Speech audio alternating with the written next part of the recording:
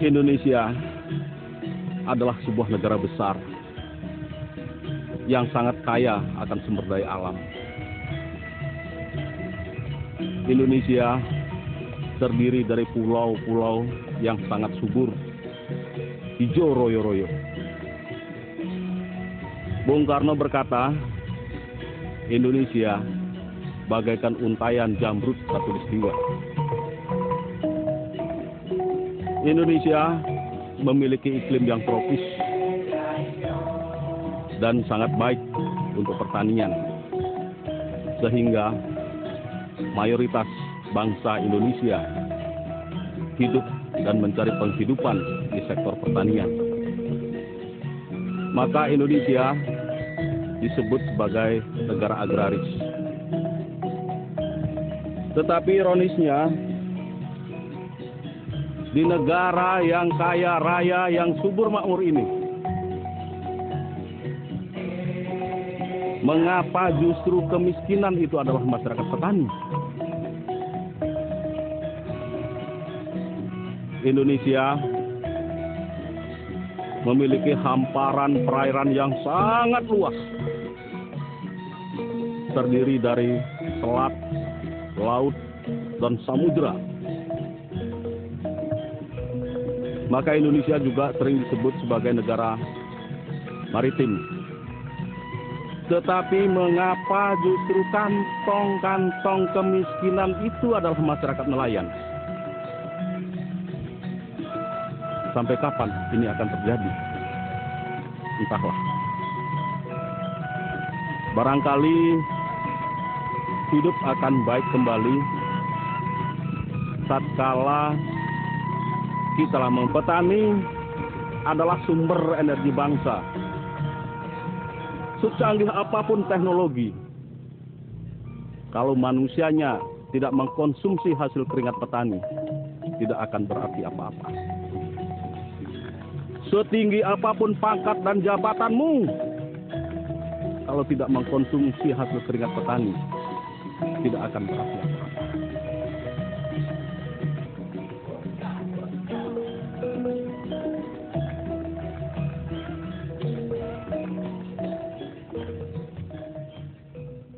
Akar masalah petani sesungguhnya adalah mahalnya biaya produksi.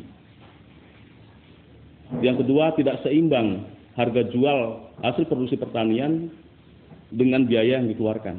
Ini persoalan pokok, akar masalahnya. Nah, sekarang solusinya bagaimana?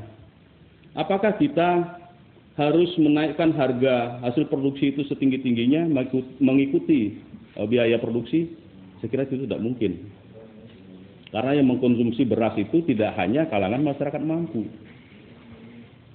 Untuk meningkatkan pendapatan petani tidak ada cara lain, kita harus menekan biaya produksi. Yang pertama adalah tingginya biaya produksi itu karena pupuk. Yang kedua, tingginya biaya produksi karena kita boros benih, bibit. Cara menekan biaya produksi yang pertama adalah kita harus mau sedikit bekerja keras untuk memproduksi pupuk sendiri, yang tadi disebut pupuk organik.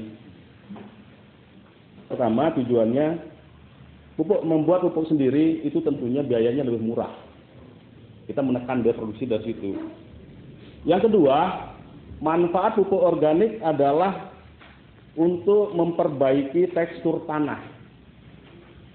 Kalau sawah kita itu kita tanami padi kemudian tidak kita pupuk, apa yang terjadi?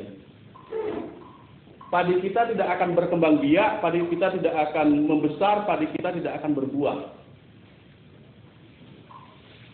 Oleh karena itu, kita mempunyai kepentingan, kita harus mau memperbaiki tekstur tanah, di mana tanah sawah kita sekarang ini sudah benar-benar tandus, benar-benar sudah rusak. Dengan menggunakan pupuk organik, kita akan memperbaiki tekstur tanah. Manfaat perbaikan tekstur tanah adalah, kalau saya ibaratkan di sawah, di padi, ini padi kita. Kalau sekarang Bapak-bapak memperhatikan bagaimana padi kita pada saat pertumbuhan dicoba disabut, akarnya seperti apa? Akarnya akan bundel begini saja. Karena tanahnya keras. Tetapi kalau kita menggunakan pupuk organik, akar padi akan menyimbang lebih jauh. Sehingga padi kita akan mampu menjangkau nutrisi lebih banyak dari dalam tanah. Dengan demikian akan meningkatkan produktivitas tanaman. Dan juga termasuk anakan padi. Yang ketiga, fungsi pupuk organik adalah ternyata tanah yang mengandung pupuk organik memiliki daya tahan air yang lebih lama. Ini yang tidak pernah kita perhatikan. Apabila petani mengalami kekurangan atau keterlambatan air, maka tanaman kita akan bisa bertahan lebih lama. Baik itu padi maupun tanaman perkebunan atau juga hortikultura. Kandungan airnya itu lebih lama. Maka inilah pentingnya pupuk organik. Menggunakan pupuk kimia ternyata memberikan kontribusi terjadinya sebuah pemanasan global. Sebab ketika sawah kita sat, itu langsung kering, kemudian yang menguap itu adalah kandungan kimia, unsur kimia. Ini terjadi pemanasan global, selain dampak dari adanya rumah-rumah kaca dan juga dampak darinya adanya pembunuhan hutan. Kaitannya dengan pertanian, adanya pemanasan global ini berdampak kepada terjadinya iklim pancaroba. Ini sangat mengganggu jadwal pertanian, adanya iklim pancaroba. Begitu pentingnya pupuk organik. Saya masuk kepada teknologi SRI karena tujuan teknologi SRI itu adalah yang pertama menekan biaya produksi, yang kedua meningkatkan hasil produksi.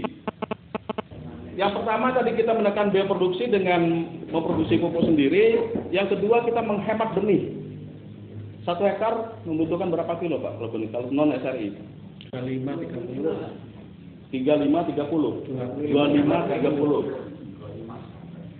Jadi 1 hektar 25 sampai 30 kg non SRI.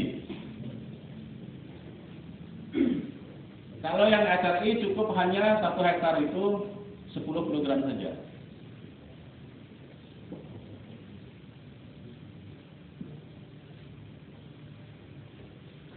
Ini sudah menghemat benih. Dari 30 ke 10, ini sudah menghemat biaya. Menekan biaya. Bagaimana caranya supaya ini dengan 10 kg mencukupi?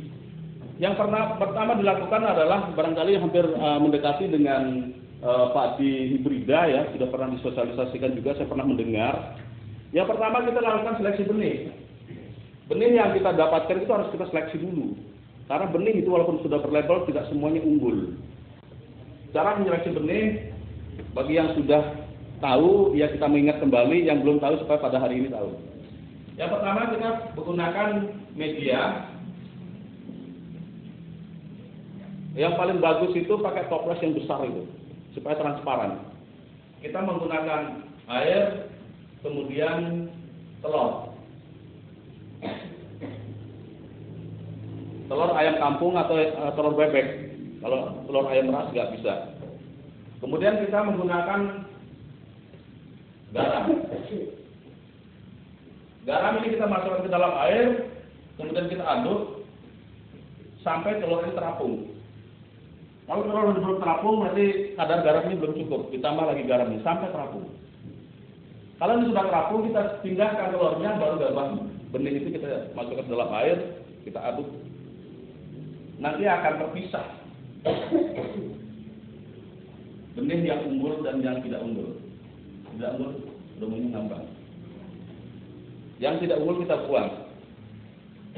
Benih inilah yang setelah diseleksi ini kita cuci bersih dulu supaya kadar garamnya hilang, kemudian kita rendam 1 hari 1 malam baru kita semai. Cara menyemai pun tidak di hamparan, tidak di sawah, tapi di rumah saja. Kita menggunakan besek. Besek ini kita lapisi daun pisang, kemudian kita kasih isi pupuk organik, kita tebar benih itu di besek itu.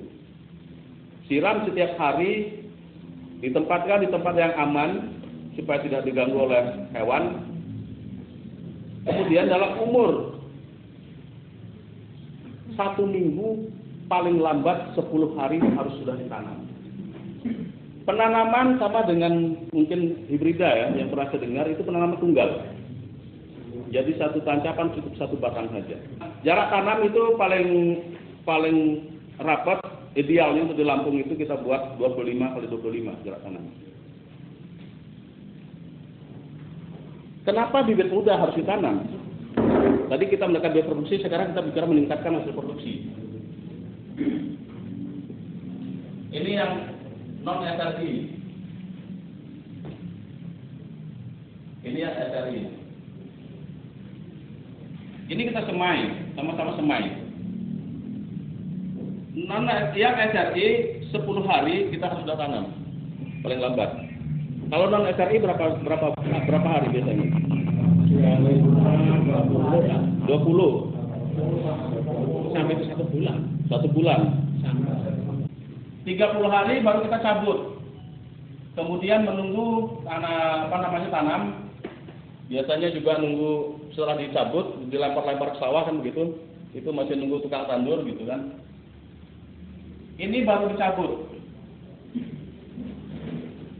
30 hari. Ini 10 hari sudah cabut, sudah tanam.